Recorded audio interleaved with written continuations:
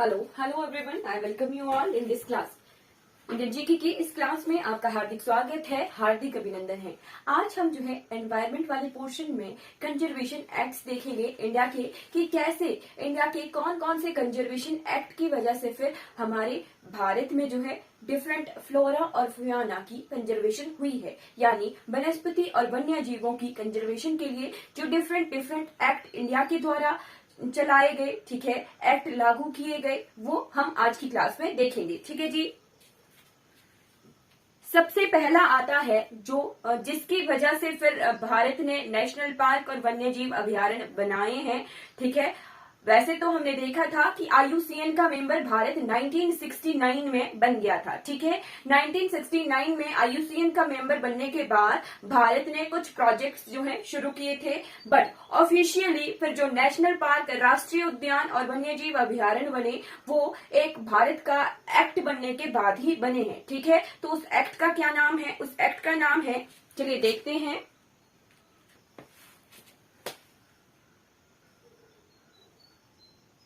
हाँ जी, सबसे पहला एक्ट है the wild life protection act of 1972।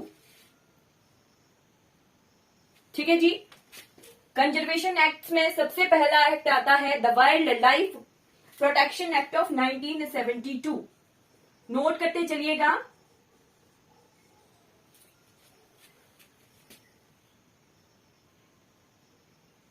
The wild life protection act of 1972।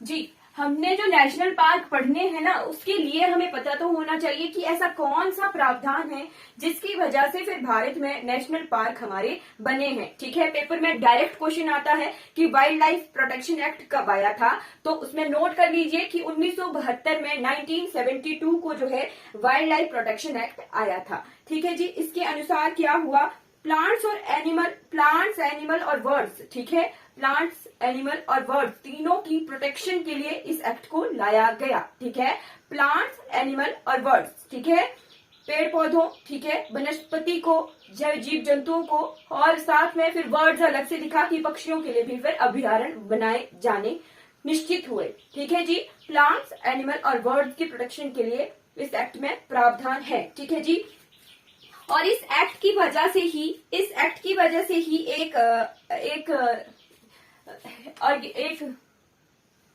Organisation है, ठीक है, जिसका नाम है साइट्स। ठीक है, इंटरनेशनल ऑर्गेनाइजेशन है जिसका नाम है साइट्स। IUCN अलग है, साइट्स अलग है। ठीक, तो wild life protection act of 1972 के आने की वजह से ही भारत जो है इस साइट्स का जो है साइट्स को ज्वाइन करने में हेल्प मिली। ठीक है, ठीक है जी, साइट्स की क्या फुल फॉर्म होती है? Convention on international trade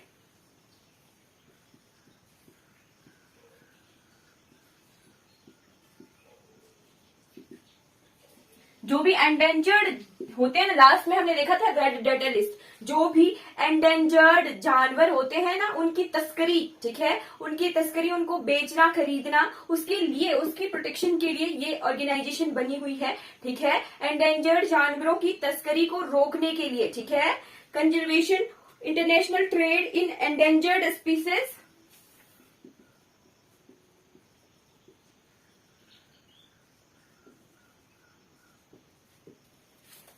species of wild fauna and flora।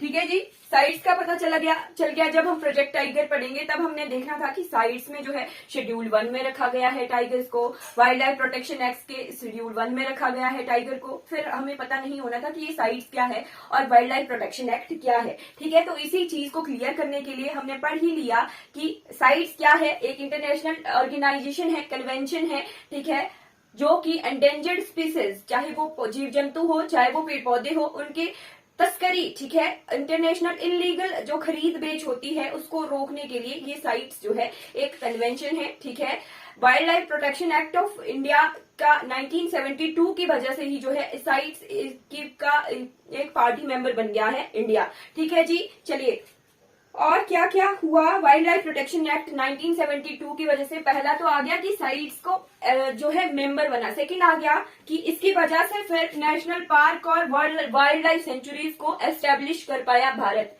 ठीक है, इसी एक्ट की वजह से जो है एस्टेब्लिशमेंट ऑफ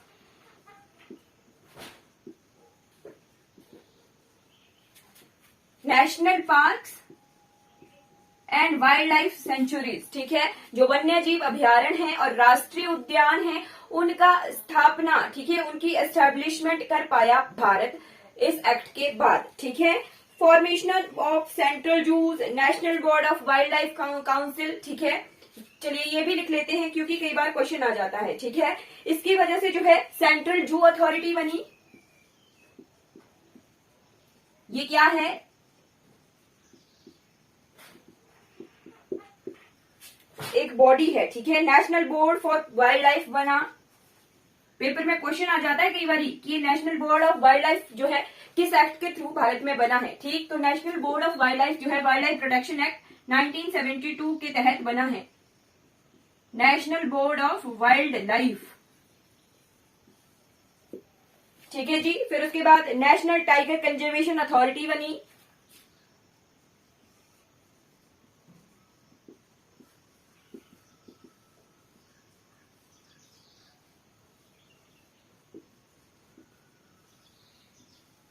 ठीक है जी, ये वाला बना, अथॉरिटी बनी टाइगर। फिर एक चीज आती है कि शेड्यूल्स, जैसे हमने देखा था कि आईयूसीएन में जो है 6 कैटेगरी में डिवाइड किया गया है। ठीक है, तो इस एक्ट के थ्रू भी 6 शेड्यूल्स जो है लाए गए हैं।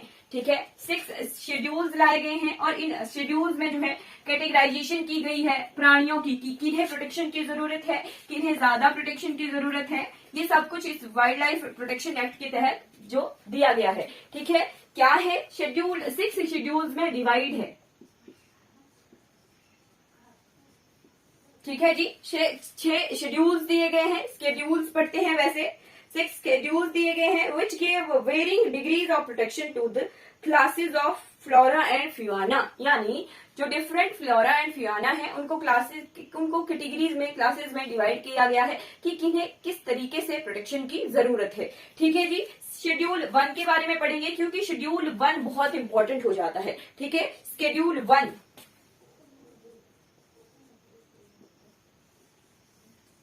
शेड्यूल 1 के तहत शेड्यूल 1 का part and part 2 of schedule 2, part 2 of schedule 2, इन दोनों के तहत ऐसा प्रावधान है दैट प्रोवाइड एब्सोल्यूट प्रोटेक्शन। ठीक है, दैट दीज प्रोवाइड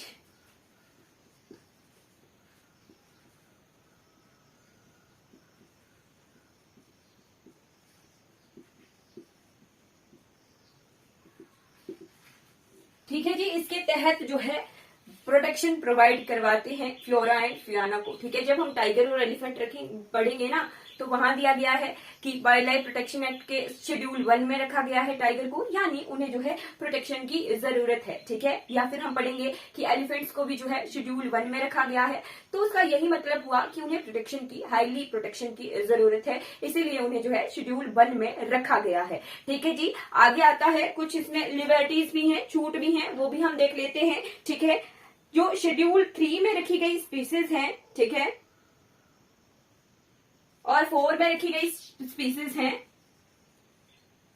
यानी प्रजातियां। स्पीसीज का मतलब होता है प्रजातियां।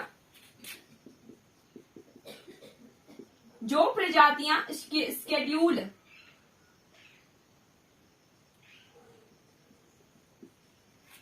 3 और 4 में रखी गई है ना,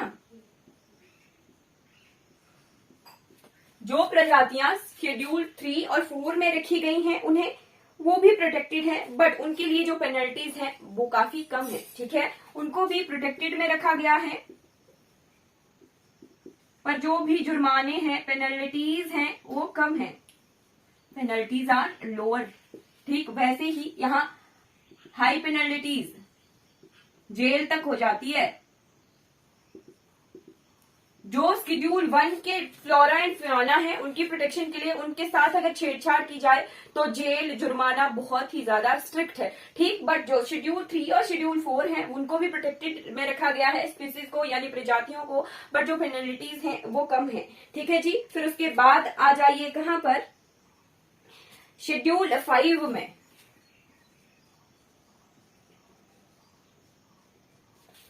ठीक है जी, शेड्यूल 5 में ऐसे जानवर रखे गए हैं जिनका शिकार किया जा सकता है, स्पीसीज विच में बी हंटेड।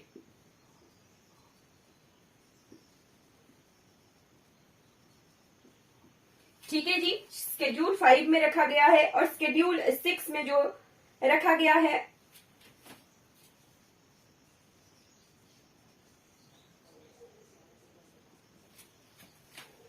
ऐसे एंडेमिक प्लांट्स, ठीक है, ये प्लांट्स के लिए ही है।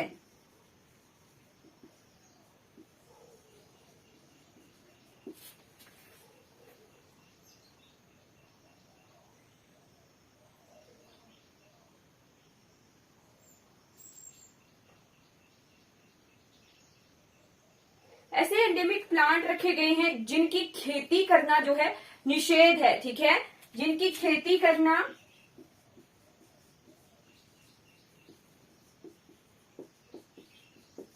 रोक लगी हुई है, ठीक है, प्रोहिबिट है वो, ठीक है। ऐसे प्लांट्स रखे गए हैं जिनकी खेती नहीं की जा सकती है आमतौर पर, ठीक है, परमिशन पर जो है खेती की जा सकती है, ठीक है। फॉर एग्जाम्पल कूट, ठीक है, लाहौल स्पीति में उगता है कूट, ठीक है, तो वो भी क्या है, शेड्यूल 6 में रखा गया है। अगर पेपर में क्वेश्चन आ जाए कि कूट जो है वाइल्ड लाइफ प्रोटेक्शन एक्ट के कौन से कैटेगरी में रखा गया है, तो वो रखा गया है शेड्यूल 6 में, ठीक है। खेती पर रोक है पर परमिशन, ठीक है, परमिशन के तौर पर फिर देखा जा सकता है, ठीक है जी। मैंने क्लियर कर दिया कि लाहौल स्पीति में उगने वाला कूट जो है शेड्यूल 6 में रखा गया है। ऐसे प्लांट जिनकी खेती करने पर रोक है, ठीक है। शेड्यूल 5 में ऐसी स्पीसीज हैं, ऐसी प्रजातियां हैं जिनका शिकार किया जा सकता है। शेड्यूल 3 और शेड्यूल 4 में भी जो प्रजातियां रखी गई हैं उनको प्रोटेक्ट किया गया है, पर पेनल्टीज को काफी कम रखा गया है।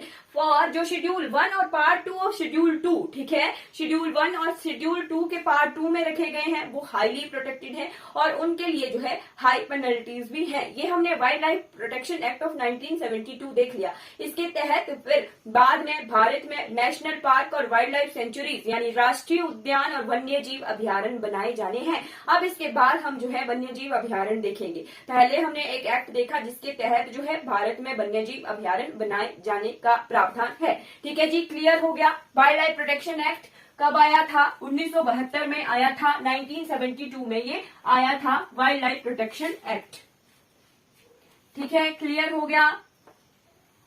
आई होप आपको ये क्लियर ही हो गया होगा क्योंकि मैंने बहुत अच्छे से ये क्लियर करवाया, ठीक है जी। आगे हम जो है एक दो एक्ट और पढ़ लेते हैं, फिर हम आगे मैप की तरफ बढ़ जाएंगे, फिर हम एक्ट नहीं पढ़ेंगे, ठीक है। सेकंड एक्ट है environment protection act of 1986।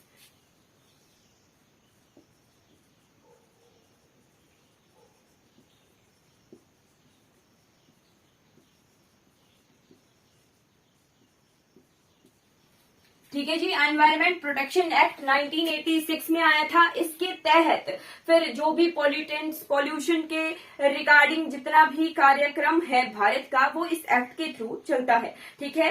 Clear कीजिए, नोट कर लीजिए, जो भी भारत अब पॉल्यूशन या पॉल्यूशन से रिलेटेड जितने भी काम करता है वो इस एक्ट के आने के बाद ही जो है शुरू हुए हैं, ठीक है जी। इस एक्ट के तहत जो है हैजार्डस सब्सटेंसेस, इसके तहत 6 बॉडीज बनाई गई हैं, लिखूंगी नहीं। Recombinant DNA advisory committee, review committee on genetic manipulation, genetic engineering approval committee 1989 में ही बन गई थी, ठीक है। फिर स्टेट बायोटेक्नोलॉजी कोऑर्डिनेशन कमेटी, ठीक है।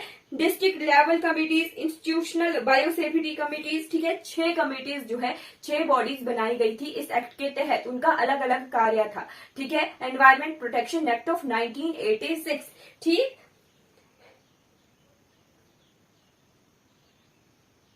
ये क्यों बना था, कारण क्या था, इसको बनाने का कारण था भोपाल गैस ट्रेजेडी, ठीक है। जो भोपाल गैस ट्रेजेडी हुई थी ना,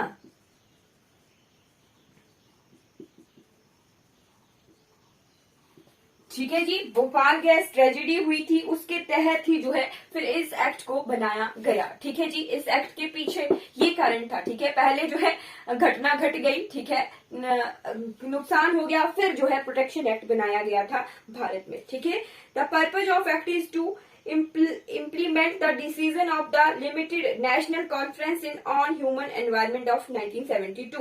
ठीक है, जो भी नेशनल कॉन्फ्रेंस हुई थी ह्यूमन प्रोटेक्शन की 1972 को, उसको इम्प्लीमेंट करना जो है, पहले 1972 में जो है कॉन्फ्रेंस हो गई थी ह्यूमन एनवायरमेंट की, बट उसको लागू करने के लिए फिर एक्ट बनाया गया 1986 में, इतनी देर बाद। फिर उससे पहले ही भोपाल गैस ट्रेजेडी जो है हो गई थी। ठीक है जी, फिर आता है एक और एक्ट जो फॉरेस्ट से रिलेटेड है। ठीक है, एनवायरमेंट से रिलेटेड मैंने बता दिया, 1986 में आया था एक्ट। नेक्स्ट एक्ट है that is forest conservation act of 1980। Note कर लीजिए इनके जो वर्ष हैं, ठीक है, ईयर्स हैं। ठीक, forest conservation act of 1980।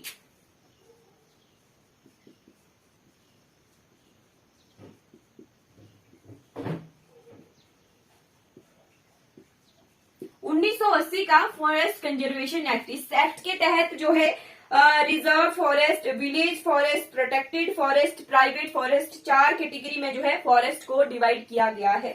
Reserve forest, village forest, protected forest और प्राइवेट फॉरेस्ट। ठीक है जी, उसके बाद एक एक्ट देख लीजिए, जो कुछ एक एक्ट जो इंपॉर्टेंट हो जाते हैं, कई बार उनका ईयर पूछ लेते हैं ना, वो एक्ट देख ही लीजिए। फिर है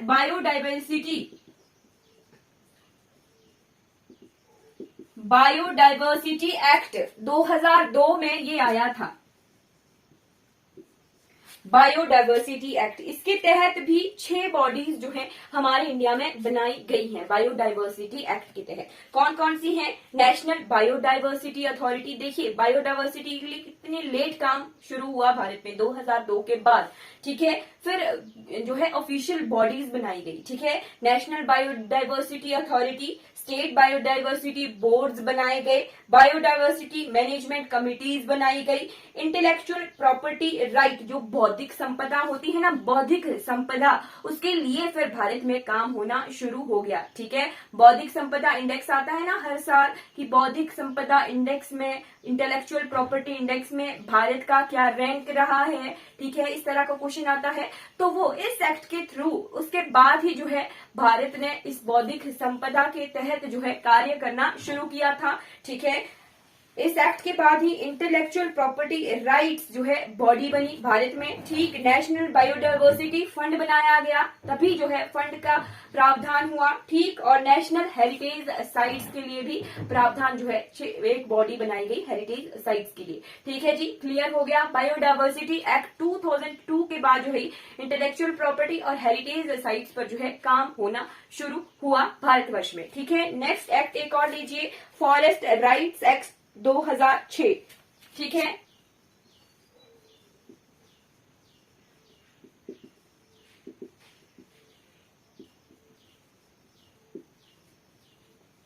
दो 2006 का फॉरेस्ट राइट्स एक्ट। ठीक है, मिनिस्ट्री ऑफ ट्राइबल अफेयर्स का ये एक्ट है। ठीक है, जो भी ट्राइबल एरियाज है ना, उसके लिए मिनिस्ट्री ऑफ ट्राइबल अफेयर्स। ये ट्राइब्स क्या होता है? ट्राइब्स होता है जनजातियां। जनजातियां ऐसी जनजातियां जो हमारी फाइनेंशियली भी कमजोर हैं। ठीक है, और ज्योग्राफिकल कंडीशंस जो हैं उनकी अच्छी नहीं होती हैं। ठीक है, फाइनेंशियल भी कमजोर होता है, ज्योग्राफिकल सिचुएशन, ज्योग्राफिकल चीजें उनकी जो है बहुत पिछड़ी होती हैं। इस तरह से जो बशिंदी होती है किसी रीजन की, और उसी रीजन तक वो सीमित होती हैं जनजातियां, ट्राइब्स। ठीक है, तभी उन्हें जनजातियां कहा जाता है, क्योंकि उनका जो है अपना उस एरिया, जिस एरिया में रह रहे हैं वही उनकी दुनिया होती है। उन्हें जो है उसी दुनिया में रहना होता है, उसी की प्रोटेक्शन करनी होती है। और कुछ एक ट्राइब्स हमारे इंडिया की ऐसी सख्त हैं, उन्हें जो है पूरे भारतवर्ष से जुड़ना जो है पसंद नहीं है। वही उनका कल्चर, उसी कल्चरल हेरिटेज को वो अपनाते हैं। ठीक है, उसी में रहना जो है पसंद करते हैं। ये ट्राइब्स होता है। ठीक है, ट्राइब्स, ट्राइबल एरियाज हमारे बहुत ज्यादा है। जनजातीय क्षेत्र हमारे हिमाचल प्रदेश में भी चंबा, चंबा पांगी वाले क्षेत्र जो है, किन्नौर वाले कुछ रीजन, स्पीति वाले कुछ रीजन, यहाँ पे डिफरेंट डिफरेंट ट्राइब्स जो है रहती है, जोग्राफिकल सिचुएशंस की वजह से, जोग्राफिकल कंडीशंस की वजह से। ठीक है, फॉरेस्ट राइट एक्ट ऑफ 2006 आया था। ठीक है, यहाँ इसके तहत जो है शेड्यूल्ड ट्राइब्स और अदर ट्रेडिशनल वेलफेयर का जो है प्रावधान है। ठीक है, फिर आता है एक एक्ट जिसका जो 1991 में ही आ गया था, कोस्टल रेगुलेशन एक्ट। ठीक है, हमने तटीय क्षेत्र पढ़े थे ना, तो उन तटीय क्षेत्रों का बचाव भी, ठीक है, बचाव भी हमने करना है। इतना ही नहीं शोषण कर देना है, इतना ही नहीं शोषण कर देना कि तटीय क्षेत्र ही बहने शुरू हो जाए। ठीक है, तो क्या है कोस्टल रेगुलेशन एक्ट।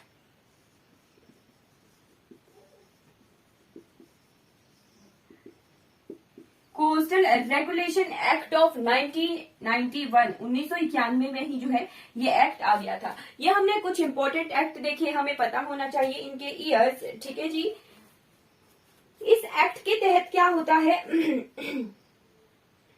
हमारी जो जोन्स है ना, कोस्टल जोन हम पढ़ते हैं, यहां तक भारत का एरिया है, तो 12 नॉटिकल माइल्स। ठीक है, मतलब भारत का ऐसा मैप है ना, अगर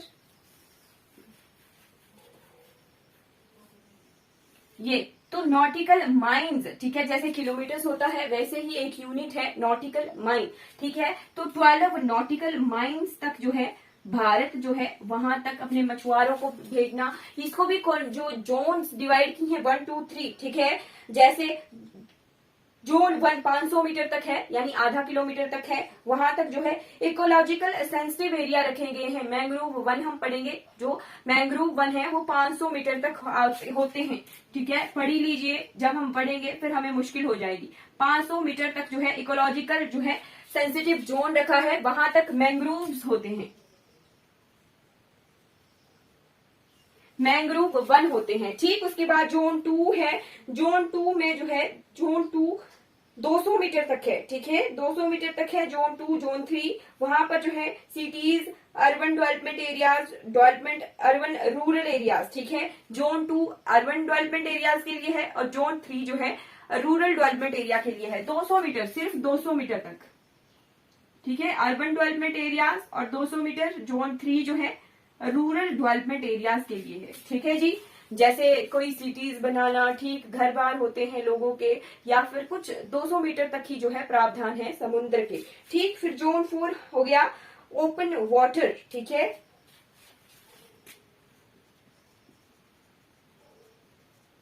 बारह नॉटिकल माइल्स। ठीक है, ओपन वाटर का प्रावधान है 12 नॉटिकल माइल्स का।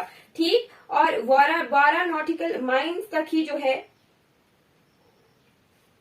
प्रावधान है, ये बाउंड्रीज जो है स्थापित की गई होती है। ठीक है जी, जोन 4 क्लियर हो गए हमारे पास। ठीक, अब हम बढ़ जाते हैं, ये इतना सा बहुत इनफ है जो कोस्टल जोन्स के बारे में। हमें सिर्फ एक चीज का पता होना चाहिए, 500 मीटर तक जो है मैंग्रोव वन होते हैं। ठीक है जी, अब बढ़ जाते हैं कुछ इंपॉर्टेंट प्रोजेक्ट्स की तरफ।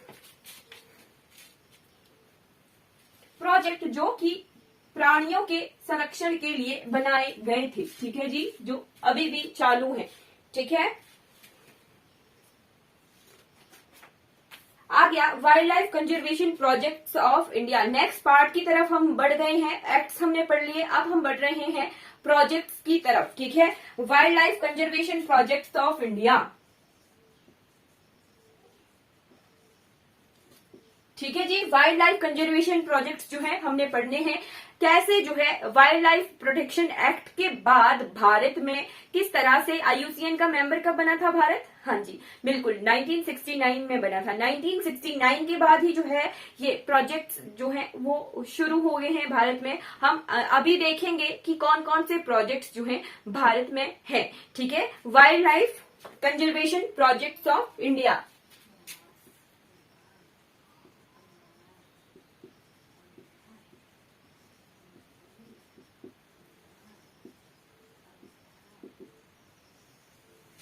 ठीक है जी, सबसे पहला प्रोजेक्ट जो है 1969 में मेंबर बना तो प्रोजेक्ट हंगुल। ठीक है, सबसे पहला प्रोजेक्ट भारत ने शुरू किया था प्रोजेक्ट हंगुल। ठीक है जी। 1970 में 1970 में ये प्रोजेक्ट आया था। ठीक है, क्लियर रखिए। 1970 में जो है प्रोजेक्ट हंगुल आया था। ठीक ठीक, उसके बाद आता है नेक्स्ट प्रोजेक्ट है 1972 का प्रोजेक्ट गिर।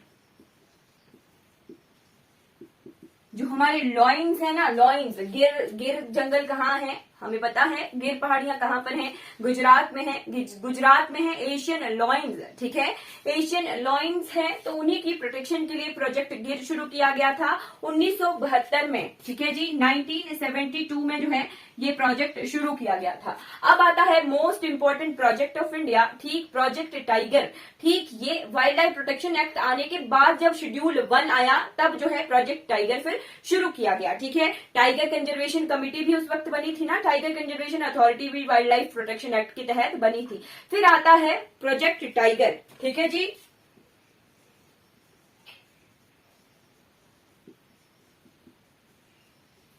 नाइनटीन 1973 में 1973 में आता है प्रोजेक्ट टाइगर। आप मुझे कमेंट में बताएंगे कि भारत में कितने टाइगर रिजर्व्स हैं। हम टाइगर रिजर्व्स करने वाले हैं, पर आने वाली क्लासेस में हम जो है एक एक टाइगर रिजर्व देख लेंगे। बट आप मुझे कमेंट में अभी के लिए बताइए कि भारत में टोटल कितने जो है टाइगर रिजर्व हैं। ठीक है, जरूर कमेंट कीजिए टाइगर रिजर्व। फिर आता है प्रोजेक्ट ऑलिव टर्टल।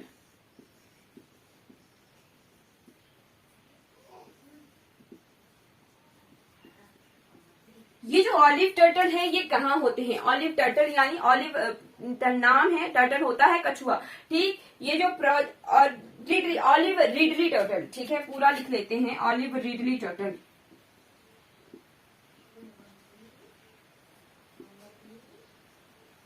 ये जो ऑलिव रिडली टर्टल है ना, चिल्का लेक, भारत की सबसे बड़ी खारे पानी की झील, वहां पर पाए जाते हैं ऑलिव रिडली टर्टल। ठीक है, उनकी प्रोटेक्शन के तहत के लिए जो है 1975 में ऑलिव रिडली टर्टल जो है प्रोजेक्ट शुरू किया गया था। ठीक है, क्लियर रखिए, प्रोजेक्ट ऑलिव रिडली टर्टल 1975 में शुरू किया गया था। किसके लिए? ऑलिव टर्टल्स की प्रोटेक्शन के लिए। ठीक है जी, कहाँ पर ये पाए जाते हैं? चिल्का लेक में। चिल्का लेक कहाँ पर है? उड़ीसा में है। भारत की सबसे बड़ी खारे पानी की झील है।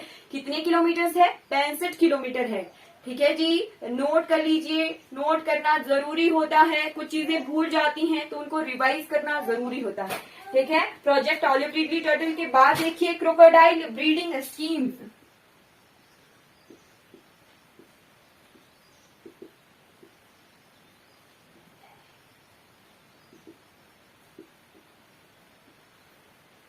क्रोकोडाइल ब्रीडिंग स्कीम्स भी 1975 में ही आई थी।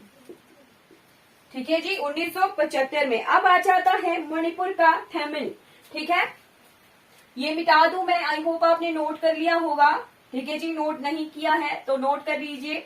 Project Hangul, project Gir, tiger, Ridley turtle, breeding schemes of crocodile. ठीक है, 1975 तक की बात हुई। अब उसके बाद भी कुछ एक इंपॉर्टेंट प्रोजेक्ट है, वो भी हम देखेंगे।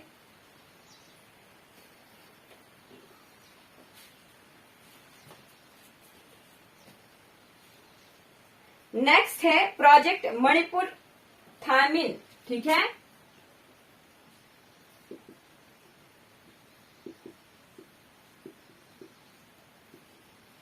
मणिपुर आजकल बहुत चर्चाओं में है, तो मणिपुर से रिलेटेड जितनी भी इंफॉर्मेशन है वो कलेक्ट करना इंपॉर्टेंट है। ठीक है, मणिपुर थेमिन 1977 में जो है ये शुरू हुआ था प्रोजेक्ट मणिपुर थेमिन। ठीक है, फिर आता है प्रोजेक्ट राइनो। और राइनो क्या होता है? भारत में, एशिया में एक ही जगह है जहां एक सींग वाला गैंडा मिलता है। ठीक है, एक सींग वाले गैंडे को कहा जाता है राइनोसोरस। ठीक, तो उसी की प्रोटेक्शन के लिए प्रोजेक्ट राइनो शुरू किया गया। कहाँ मिलता है एक सींग वाला गैंडा? असम में। कहाँ पर? Kaziranga national park. ठीक है, हम पढ़ेंगे। प्रोजेक्ट राइनो जो है कब शुरू किया गया था? 1987 में, 1987 में जो है प्रोजेक्ट राइनो की शुरुआत की गई थी। ठीक, उसके बाद आ जाइए प्रोजेक्ट एलिफेंट के लिए।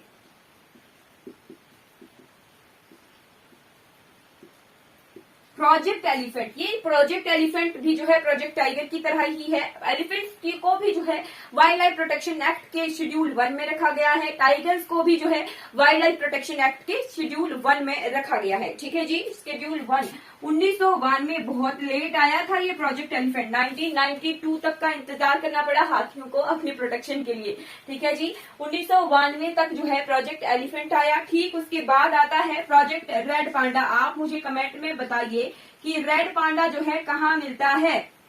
जी, रेड पांडा जो है उन क्षेत्रों में मिलता है जहां चाइना के साथ बॉर्डर है, सिक्किम एरिया, अरुणाचल प्रदेश एरिया, यहाँ पर रेड पांडा पाया जाता है। एंडेंजर्ड कैटेगरी में है, हम देखेंगे। ठीक है, प्रोजेक्ट रेड पांडा 1996 1996 में प्रोजेक्ट रेड पांडा जो है आया था। फिर आता है प्रोजेक्ट वल्चर।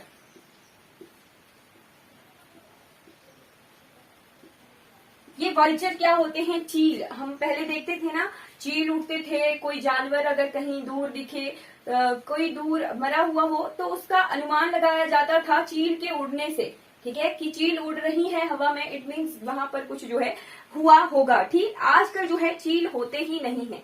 ईगल, ईगल भी कहते हैं, वल्चर कहते हैं, गिद्ध कहते हैं। ठीक है, आजकल ये जो प्राणी हैं ये कुछ तरह से विलुप्त जैसे प्रतीत होते हैं। अब जो है ये प्राणी दिखते नहीं है, उन्हीं के बचाव के लिए प्रोजेक्ट वल्चर जो है शुरू किया गया था 2006। हमारे हिमाचल प्रदेश के लिए वल्चर इम्पोर्टेंट हो जाता है क्योंकि बोंग बान में जो है एक वल्चर रेस्टोरेंट का स्थापना की गई है। ठीक है, वल्चर रेस्टोरेंट। ठीक है, वल्चर रेस्टोरेंट मतलब कि वल्चर्स के लिए खाना प्रोवाइड करवाया जाता है। पोंग बांध कहाँ है? पोंग बांध डिस्ट्रिक्ट कांगड़ा में है पोंग बांध। इसीलिए मैं कह रही हूँ हिमाचल प्रदेश के लिए वल्चर प्रोटेक्शन जो है इम्पोर्टेंट हो जाती है, क्योंकि पोंग डैम क्या है? माइग्रेटरी बर्ड, माइग्रेटरी बर्ड्स के लिए घर है। ठीक, यहाँ पर माइग्रेटरी बर्ड आते हैं कुछ सीजन के लिए। पोंग बांध किस रिवर पर है? ब्यास रिवर पर है। पोंग बांध डिस्ट्रिक्ट कांगड़ा में है, डिस्ट्रिक्ट कांगड़ा में है, हिमाचल प्रदेश की। ठीक है, ब्यास रिवर कहाँ से निकलती है? कुल्लू के रोहतांग दर्रे से निकलती है। 3980 मीटर उसकी हाइट है। चलिए, मैं इतना इसमें ज्यादा ही घुस जाती हूँ। ठीक है, प्रोजेक्ट वल्चर जो है 2006 में शुरुआत हुई थी। ठीक, ये कुछ इंपॉर्टेंट प्रोजेक्ट हैं भारत देश के, ये शुरू हुए थे इन जीवों की, इन प्राणियों की प्रोटेक्शन के लिए। ठीक है जी, अब चलिए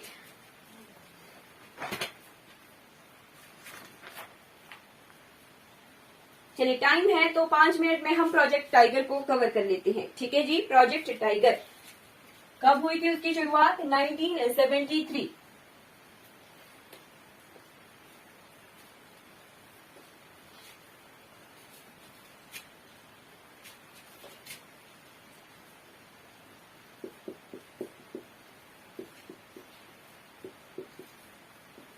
प्रोजेक्ट टाइगर 1973 में ये आया था। भारत में कितने टाइगर रिजर्व हैं? There are total 53, 53 tiger reserve हैं भारत में। नोट कर लीजिए, there are 53 tiger reserve in India. हम देखेंगे सारे टाइगर रिजर्व, मैप पर लोकेट करेंगे। ठीक है, डरने की जरूरत नहीं है, हम एक एक टाइगर रिजर्व को मैप पर लोकेट करेंगे। ठीक है जी, प्रोजेक्ट टाइगर 1973 में शुरू हुआ था। सेंट्रली स्पॉन्सर्ड स्कीम है ये, सेंट्रली स्पॉन्सर्ड स्कीम है प्रोजेक्ट टाइगर। ठीक है जी, इसके तहत एम स्ट्राइप्स, ठीक है, क्या किया गया था? M stripes. एम स्ट्राइप्स जो है एक स्टेटस शुरू किया गया था। मॉनिटरिंग सिस्टम है एम स्ट्राइप। ठीक है, monitoring system for tiger intensive protection and ecological status. ठीक है, मॉनिटरिंग जो सिस्टम है, ठीक है, monitoring system for tiger intensive protection and ecological status. ठीक है जी, इसके तहत एनटीसीए बनी थी, national tiger conservation authority.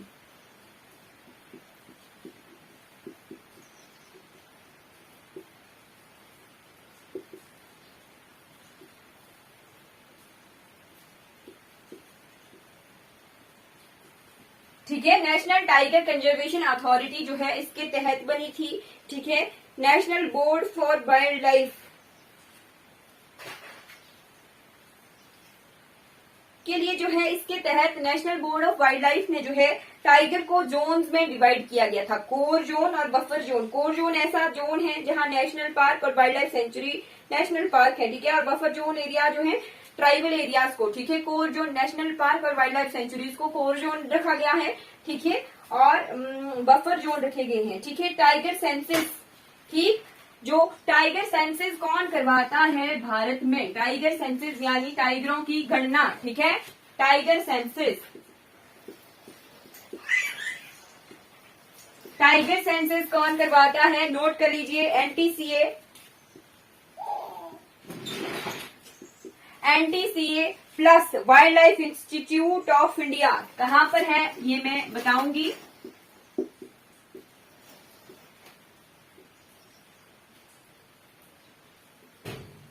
Uttarakhand में है wild life institute of India, ठीक है। Wild life institute of India और एनटीसीए दोनों जो हैं ये मिलकर टाइगर सेंसस करवाते हैं, टाइगर गणना करवाते हैं। Wild life institute of India जो है देहरादून में है, यूके, उत्तराखंड के देहरादून में है। 1982 में ये बना था, ठीक है। 1982 में ये बना था, ठीक है जी। हर 4 साल में जो है ये टाइगर सेंसस करवाते हैं, ठीक है, एवरी 4 ईयर। ठीक, आप मुझे कमेंट में बताएंगे कि टाइगर्स की कितनी जनसंख्या है लेटेस्ट टाइगर सेंसस के अकॉर्डिंग, टाइगर गणना के अकॉर्डिंग जो लेटेस्ट हुई है, लास्ट हुई है, उसके अकॉर्डिंग कितनी संख्या है टाइगर्स की, ठीक है। अब हम देख लेते हैं कि टाइगर्स को जो है कहाँ किस कैटेगरी में रखा गया है, ठीक है।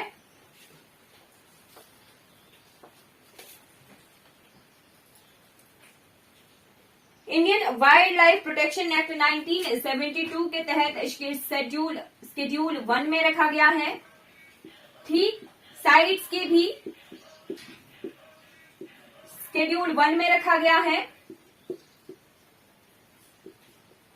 ठीक है जी। उसके बाद IUCN रेड लिस्ट, ठीक है। IUCN की रेड लिस्ट में ये एंडेंजर्ड कैटेगरी में है। एंडेंजर्ड कैटेगरी कौन सी होती है? जो 10 सालों में जो है 75% कम हो गई होती है, ठीक है। एंडेंजर्ड कैटेगरी, क्रिटिकली एंडेंजर्ड के बाद 4th नंबर की है एंडेंजर्ड कैटेगरी, ठीक है। 70% पिछले 10 सालों में जो 70% खत्म हो गई होती है उसे एंडेंजर्ड कैटेगरी कहते हैं, ठीक है जी। चलिए, ये प्रोजेक्ट टाइगर के बारे में हमारी जितनी इंफॉर्मेशन है वो हमने कंप्लीट कर ली है, ठीक है। हमने देखा प्रोजेक्ट टाइगर, हमने देखे डिफरेंट प्रोजेक्ट जो कि भारत देश के आए थे, जो वाइल्ड लाइफ प्रोटेक्शन एक्ट के बाद कितने डिफरेंट तरह के एक्ट आए थे। हमने भारत का वाइल्ड लाइफ प्रोटेक्शन एक्ट देखा, फॉरेस्ट एक्ट भी देखा, 1980 में आया था फॉरेस्ट एक्ट, ठीक है जी। एनवायरमेंट प्रोटेक्शन एक्ट कब आया था? 1986 में आया था। वाइल्ड लाइफ प्रोटेक्शन एक्ट कब आया था? 1900 कितने में आया था? 1972 में आया था, ठीक है जी। बिल्कुल लर्न होना चाहिए, ठीक। पढ़ने का मतलब ये नहीं है कि क्लास में आइए बैठिए एंजॉय कीजिए, नो, ऐसा नहीं करना है। लर्न करना है, साथ साथ में लर्न करना है, ठीक। लर्न करके ही चीजें क्लियर रहेंगी, माइंड में रिवीजन भी करना है। जो पढ़ रहे हैं नोट्स बनाइए, साथ साथ में रिवाइज जरूर कीजिए, ठीक है जी। चलिए, आज की क्लास हमारी कंप्लीट हो जाती है, ठीक। If you have any doubt you can comment, ठीक है। कोई क्वेरी हो you can comment, you can ask, ठीक है जी। चलिए, बहुत अगर कोई भी क्वेरी है तो आप कमेंट कीजिए और पूछ लीजिए, ठीक है जी। चलिए, बिल्कुल। चलिए, आज की क्लास हमारी कंप्लीट हो जाती है। Thank you so much for watching this class.